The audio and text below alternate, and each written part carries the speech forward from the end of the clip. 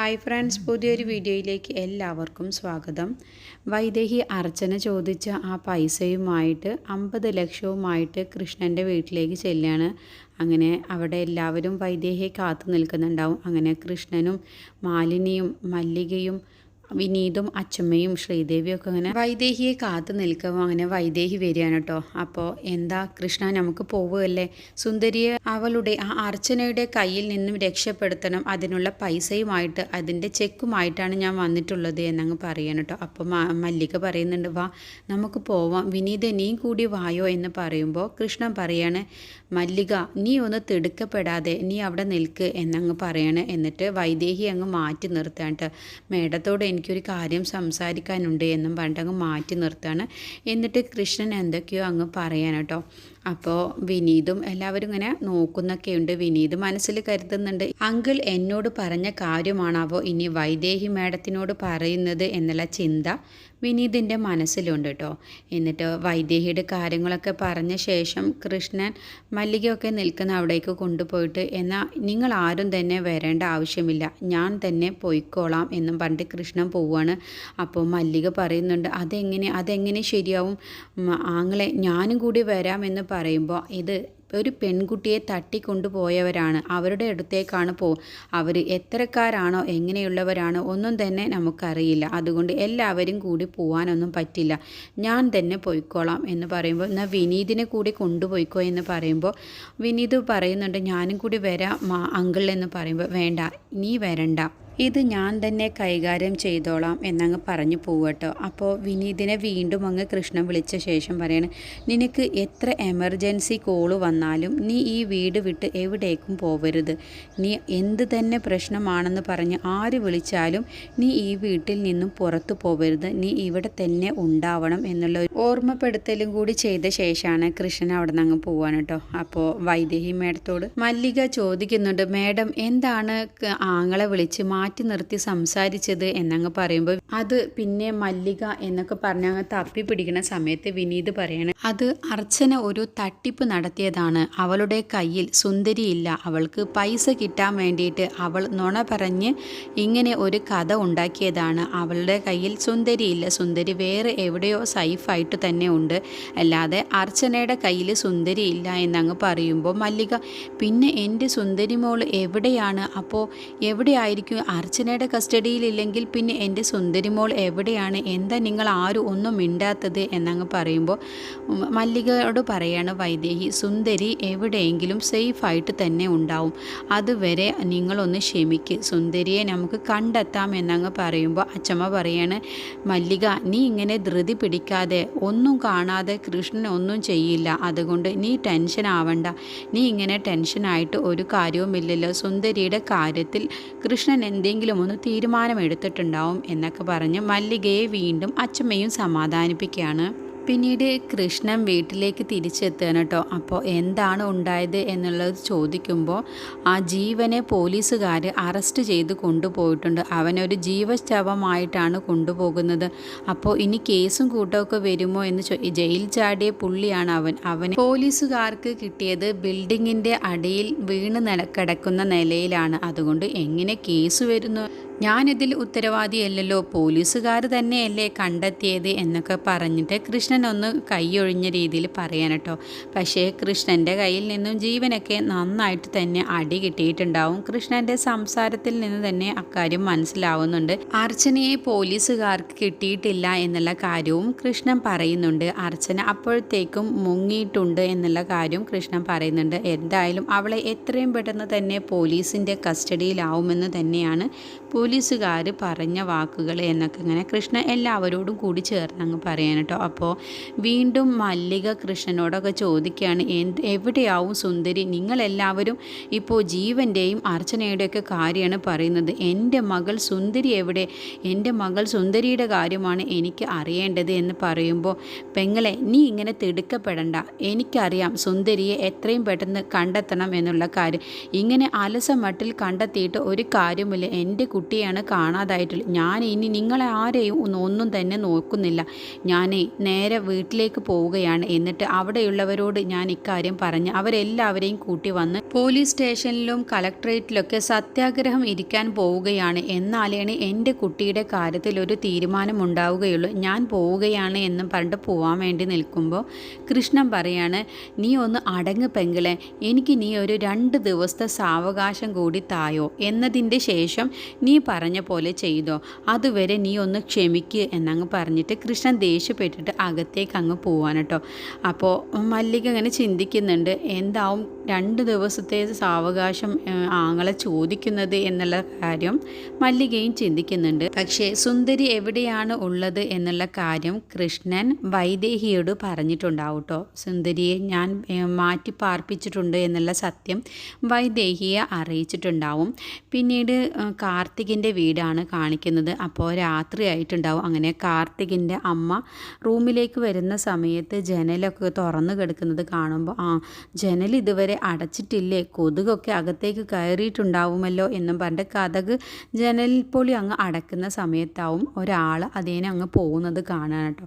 അപ്പോൾ കാർത്തികിൻ്റെ അമ്മ സൂക്ഷിച്ച് നോക്കുകയാണ്. അപ്പോൾ അത് കാർത്തിക് ആണെന്നുള്ള കാര്യം മനസ്സിലാവുകയാണ്. അപ്പോൾ കാർത്തിക് കരഞ്ഞുകൊണ്ടാണ് പോകുന്നത് എന്ന് മനസ്സിലാവുകയാണ്. അപ്പോൾ കാർത്തികിൻ്റെ അമ്മ നേരെ കാർത്തിക് പോകുന്ന സ്ഥലത്തേക്ക് വീട്ടിൽ നിന്നും ഇറങ്ങിയ ശേഷം പോകുമ്പോൾ അച്ഛൻ്റെ ശവകുടീരത്തിൻ്റെ അവിടേക്കാവും കേട്ടോ പോകുന്നുണ്ടാവുക. എന്നിട്ട് സൗണ്ടൊന്നും ഉണ്ടാക്കാതെ തന്നെ കാർത്തികിൻ്റെ അമ്മയും കൂടി അവിടേക്ക് അങ്ങ് പോവുകയാണ്. അപ്പോൾ ആ സമയത്ത് കാർത്തിക് അവിടെ ഇരുന്ന് അച്ഛൻ്റെ ആ കാര്യം പറഞ്ഞ് അവിടെ പൊട്ടിക്കരയാണ് കേട്ടോ. അച്ഛൻ്റെ ശവകുടീരത്തിൻ്റെ അവിടെ നിന്ന് ഇങ്ങനെ പൊട്ടിക്കരയാണ്. ഞാൻ അച്ഛൻ ആഗ്രഹിച്ച പോലെയൊന്നും ജീവിച്ചിട്ടില്ല.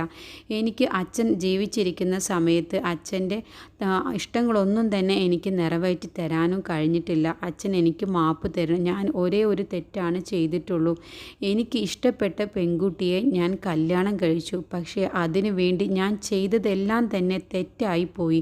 പക്ഷേ അച്ഛൻ എന്നോട് ക്ഷമിക്കില്ല എന്ന് എനിക്കറിയാം. എന്നാലും അച്ഛൻ എനിക്ക് മാപ്പ് തരണം എന്നൊക്കെ പറഞ്ഞങ്ങ് പൊട്ടിക്കരയാണ് കേട്ടോ. അപ്പോൾ ഇതൊക്കെ കാർത്തികിൻ്റെ അമ്മ കേട്ടോണ്ട് നിൽക്കുന്നുണ്ട്. അങ്ങനെ പെട്ടെന്ന് കരയുന്ന സമയത്ത് കാർത്തിക് അങ്ങ് നോക്കുമ്പോൾ അമ്മ അവിടെ നിൽക്കുന്നത് കാണാം കേട്ടോ. അപ്പോൾ അമ്മേ എന്നങ്ങ് വിളിക്കുമ്പോൾ ഒന്നും മിണ്ടാതെ കാർത്തികിൻ്റെ അമ്മ ഒരു മൈൻഡും ചെയ്യാതെ തന്നെ അകത്തേക്ക് അങ്ങ് പോവാണ് കേട്ടോ. അപ്പോൾ പുറകെ കാർത്തിക് കൂടി ചെല്ലുമ്പോൾ അമ്മ ഒന്ന് നിൽക്കമ്മേ എന്നൊക്കെ കുറേ പറയുന്നുണ്ട്. പക്ഷേ കാർത്തികിൻ്റെ അമ്മ ഒരു മൈൻഡും ചെയ്യാതെ അകത്ത് കയറിയിട്ട് കതക് അങ്ങ് അടയ്ക്കുകയാണ് കേട്ടോ, കുറ്റിയിടുകയാണ്. അപ്പോൾ കതകിൽ തട്ടി വിളിക്കുകയാണ്, അമ്മ ഒന്ന് കതക് തുറക്ക്, എനിക്ക് അമ്മേനെയും അച്ഛനെയും കണ്ട് മാപ്പ് പറയാൻ വേണ്ടിയാണ് ഞാൻ ഇവിടേക്ക് വന്നത്. അതുകൊണ്ട് അമ്മ എനിക്കൊന്ന് മാപ്പ് തന്നാൽ മാത്രം മതി, അതിന് വേണ്ടിയിട്ടാണ് ഞാൻ വന്നത്. അമ്മ കതകൊന്ന് തുറക്ക് എന്നൊക്കെ കരഞ്ഞുകൊണ്ട് കുറേ തട്ടി വിളിച്ച് അങ്ങ് പറയാൻ കേട്ടോ. അങ്ങനെ കതക് തുറക്കുകയാണ്. എന്താടാ നിനക്ക് വേണ്ടത് എന്ന് ചോദിക്കുമ്പോൾ 2 കൈയും അങ്ങ് കൂപ്പി പിടിച്ചുകൊണ്ട് തൊഴുതുകൊണ്ട് പറയും, അമ്മ എനിക്ക് മാപ്പ് തരണം, ഞാൻ ചെയ്തതെല്ലാം തന്നെ തെറ്റാണ്. പക്ഷേ അമ്മ എൻ്റെ അവസ്ഥയൊന്ന് മനസ്സിലാക്കണം. എനിക്ക് വൈകയില്ലാതെ ഈ ഭൂമിയിൽ ജീവിക്കാൻ പറ്റില്ല. അതുകൊണ്ട് വൈക എന്നോട് ഇപ്പോൾ പിണക്കത്തിലുമാണ്. അതുകൊണ്ട് അമ്മ എൻ്റെ കൂടെ വരണം. എന്നിട്ട് വൈകയുടെ വീട്ടിൽ വന്ന് വൈകയോട് സംസാരിക്കണം. അപ്പോൾ വൈക എന്തായാലും പിന്നെ എൻ്റെ കൂടെ ജീവിക്കും. അമ്മ ഒന്ന് വരണം എന്നങ്ങ് പറയുമ്പോൾ കാല് പിടിച്ച് പറയുന്ന സമയത്ത് എന്നെ തൊട്ടു പോവരുത്, നിനക്ക് ഞാൻ ഒരിക്കലും മാപ്പും തരില്ല. വൈകയും സുന്ദരിയും നട്ടലുള്ള പെൺകുട്ടികളാണടാ. അതുകൊണ്ടാണ് നിന്നെ പോലത്തെ ചതിയനെ അവർ എല്ലാവരും തള്ളിക്കളഞ്ഞത്. അതുകൊണ്ട് നിനക്കിനി ഈ ഭൂമിയിൽ ഒരു മാപ്പും തരില്ല. ഇനി എല്ലാവരും നിനക്ക് മാപ്പ് തരണമെങ്കിൽ നീ മരിക്കണം. നീ മരിച്ചാൽ മാത്രമാണ് നിനക്കിനി മാപ്പുള്ളൂ. ഇതൊരു അമ്മയുടെ ശാപവാക്കാടാ. ഒരിക്കലും പറയാൻ പാടില്ലാത്ത വാക്കുകളാണ് ഒരമ്മ പറയുന്നത്. എങ്കിലും നിനക്ക് ആരും തന്നെ മാപ്പ് തരില്ല എന്നും പറഞ്ഞിട്ട് കതകങ്ങ് അടച്ച് കുറ്റിയിടുകയാണ്. അപ്പോൾ വീണ്ടും കാർത്തിക് അങ്ങ് കരഞ്ഞുകൊണ്ട് തന്നെ കതകിൽ തട്ടി വിളിക്കുന്നുണ്ട് കേട്ടോ. അമ്മ ഒന്ന് തുറക്ക് പ്ലീസ്, അമ്മ ഞാൻ പറയുന്നതൊന്ന് കേൾക്ക്. അമ്മ എനിക്ക് വേറെ ആരുമില്ല. അമ്മ എന്നോടൊന്ന് കതക് തുറക്കമ്മേ. ഞാൻ മരിക്കാൻ പോകുന്ന ഒരു മോൻ്റെ ആഗ്രഹമാണെന്നെങ്കിലും കരുതമ്മേ എന്നൊക്കെ പറഞ്ഞു വീണ്ടും പറയുമ്പോഴൊന്നും കാർത്തികിൻ്റെ അമ്മ കതക് തുറക്കില്ല കേട്ടോ. എന്നിട്ട് കാർത്തിക് കാർത്തികിൻ്റെ അമ്മ അവിടെ കാർത്തിക് ഇങ്ങനെ വിളിക്കുന്നതൊക്കെ കേൾക്കുമ്പോൾ പൊട്ടിക്കരയാണ്. എൻ്റെ മോനാണല്ലോ വിളിക്കുന്നത് എന്നുള്ള ചിന്ത കാർത്തികിൻ്റെ അമ്മയ്ക്കുണ്ടാവും. പക്ഷേ കാർത്തികിൻ്റെ പെരുമാറ്റം കാരണം അതൊന്നും പുറത്ത് കാണിക്കാതെ തന്നെ ദേഷ്യത്തോടു കൂടി പെരുമാറുകയാണ്. എന്നിട്ട് പിന്നെ കുറേ കഴിയുന്ന സമയത്ത് കതകിൻ്റെ അവിടെ സൗണ്ടൊന്നും കേൾക്കുന്നില്ല എന്ന് കാണുമ്പോൾ കാർത്തികിൻ്റെ അമ്മ കതക് അങ്ങ് തുറന്ന് നോക്കുകയാണ് കേട്ടോ. ആ സമയത്ത് കാർത്തിക് കരഞ്ഞുകൊണ്ട് തന്നെ നടന്നു പോകുന്നത് കാണുകയാണ്. അപ്പോൾ കാർത്തികിൻ്റെ അമ്മക്ക് നന്നായിട്ട് വിഷമം വരുന്നുണ്ട്. പക്ഷേ ഒന്നും മിണ്ടാതെ കതക് അങ്ങ് കുറ്റിയിട്ട ശേഷം നേരെ അങ്ങ് അകത്തേക്ക് പോവാണ്. എന്നിട്ട് ഒരു റൂം അങ്ങ് തുറക്കാൻ കേട്ടോ. എന്നിട്ട് അതിൻ്റെ ഉള്ളിൽ നിന്ന് കാണാൻ കരഞ്ഞുകൊണ്ട് സുന്ദരി ഇങ്ങനെ നടന്നു വരികയാണ്. എന്നിട്ട് മോളെ കാർത്തിക് ഇവിടേക്ക് വന്നിരുന്നു എന്ന് പറയാൻ കേട്ടോ. അപ്പോൾ സുന്ദരി ഒന്നും മിണ്ടാതെ കരഞ്ഞുകൊണ്ട് അതൊക്കെ ഇങ്ങനെ കേൾക്കട്ടോ. അപ്പോൾ സുന്ദരിക്ക് മനസ്സിലാവുന്നുണ്ട്, എല്ലാം സുന്ദരി കേട്ടിട്ടുണ്ടാവും കേട്ടോ. കാർത്തിക് വന്ന് സംസാരിച്ച കാര്യങ്ങളും എല്ലാം തന്നെ കേട്ടിട്ടുണ്ടാവും. ആ ഒരു വിഷമം കൊണ്ടാവും കേട്ടോ സുന്ദരി കരഞ്ഞുകൊണ്ടിരിക്കുന്നത്. അപ്പോൾ കാർത്തികിൻ്റെ അമ്മ പറയാണ്, കാർത്തിക് ഇവിടേക്ക് വന്നു, പക്ഷേ അവന് ഒരു സംശയവുമില്ല നീ ഇവിടെ ഉണ്ട് എന്നുള്ള കാര്യം. എന്നെ നിൻ്റെ കയ്യിൽ ഏൽപ്പിക്കുമ്പോൾ കൃഷ്ണൻ പറഞ്ഞ ഒരേ ഒരു വാക്ക്, കാർത്തിക് ഒരിക്കലും സുന്ദരി ഈ വീട്ടിലുണ്ടാകുമെന്ന് സംശയിക്കില്ല. അവൻ്റെ വീടാണ് സുന്ദരിക്ക് താമസിക്കാൻ പറ്റിയ ഏറ്റവും നല്ല സ്ഥലം. അതുകൊണ്ട് സുന്ദരി ഇവിടെ നിൽക്കട്ടെ എന്ന് പറഞ്ഞിട്ടാവും കൃഷ്ണൻ കാർത്തികിൻ്റെ അമ്മയുടെ കയ്യിൽ സുന്ദരിയെ ഏൽപ്പിച്ചിട്ടുണ്ടാവുക. മോളെ നീ ടെൻഷൻ ആവണ്ട, കാർത്തിക് ഇനി ഇവിടേക്ക് വരില്ല, നിന്നെ കാർത്തിക് ഒന്നും ചെയ്യുകയുമില്ല, അതുകൊണ്ട് മോള് സുഖമായിട്ട് ഉറങ്ങിക്കോ എന്നും പറഞ്ഞ ശേഷം കാർത്തികിൻ്റെ അമ്മ അവിടെ നിന്ന് പോവാൻ കേട്ടോ. ആ സമയത്തൊക്കെ സുന്ദരി ഇങ്ങനെ വിഷമിച്ച് കരഞ്ഞുകൊണ്ട് നിൽക്കുന്നൊക്കെയുണ്ട്. പിന്നീട് പിറ്റേ ദിവസം രാവിലെ ആകുന്ന സമയത്ത് വൈദേഹി മാഡം പേപ്പർ ഇരുന്ന് വായിക്കുമ്പോൾ അവിടേക്ക് വീട്ടു ജോലിക്കാരി അങ്ങ് വരികയാണ് കേട്ടോ. എന്നിട്ട് വൈദേഹിക്ക് ചായയൊക്കെ ഇട്ട് കൊടുത്ത ശേഷം പറയുന്നുണ്ട്, അല്ല മേഡം വൈഗ മേഡം എവിടെ? വൈഗ മേഡം എവിടെ? ഹോസ്പിറ്റലിൽ പോയോ എന്നങ്ങ് ചോദിക്കുമ്പോൾ വൈഗ അവിടെ ഇല്ലേ? വൈഗ എവിടെ പോവാനാ? വൈഗ അവിടെ ഉണ്ടാവുമല്ലോ, കുട്ടിയില്ലേ അവിടെ, കുഞ്ഞില്ലേ അവിടെ എന്നങ്ങ് ചോദിക്കുമ്പോൾ ഇല്ല, കുഞ്ഞിനെയും അവിടെ കാണാനില്ല, അതുകൊണ്ടാണ് ഞാൻ ചോദിച്ചത് വൈഗ മേഡം ഹോസ്പിറ്റലിൽ പോയോ എന്നുള്ളത് എന്ന് ചോദിക്കുമ്പോൾ നീ അവിടെ എല്ലായിടത്തും ഒന്ന് തിരഞ്ഞു നോക്ക്, ടെറസിൽ അവിടെ ഒക്കെ ഒന്ന് തിരയ്, എന്നിട്ട് പെട്ടെന്ന് പറയും വൈഗ അവിടെ ഉണ്ടാകും എന്നങ്ങ് പറഞ്ഞിട്ട് ആ വീട്ടുജോലിക്കാരി അവിടെയൊക്കെ തിരയാൻ വേണ്ടി അങ്ങ് പോവാണ് കേട്ടോ. അപ്പോൾ വൈദേഹി കൃഷ്ണൻ്റെ വീട്ടിലേക്ക് പോയ ആ സമയത്ത് വൈഗ ഇങ്ങനെ ഒരു തീരുമാനം എടുത്തിട്ടുണ്ടാവും കേട്ടോ.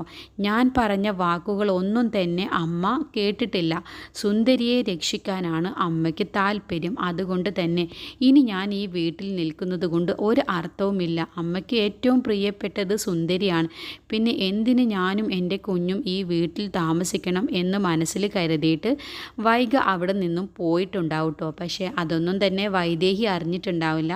വൈദേഹി ആ സമയത്ത് കൃഷ്ണൻ്റെ വീട്ടിലായിരിക്കും. പിന്നീട് രാവിലെ ആവുന്ന സമയത്താണ് വൈഗ വീട്ടിലില്ല എന്നുള്ള കാര്യം മനസ്സിലാവുന്നത്. അങ്ങനെ വീട്ടുജോലിക്കാരി വൈഗയെ തിരയുന്ന സമയത്ത് വൈദേഹി പെട്ടെന്ന് തന്നെ ഫോൺ ചെയ്യാൻ കേട്ടോ. കാർത്തികിൻ്റെ അമ്മയ്ക്ക് ഫോൺ ചെയ്യാണ്. എന്നിട്ട് ഞാനാണ് വൈദേഹി മാഡമാണ്, സുന്ദരിക്കൊന്ന് ഫോൺ കൊടുക്കൂ എന്നങ്ങ് പറയട്ടോ. അതുവരെയാണ് കേട്ടോ ഇന്നത്തെ എപ്പിസോഡിൽ കാണിച്ചിട്ടുള്ളത്.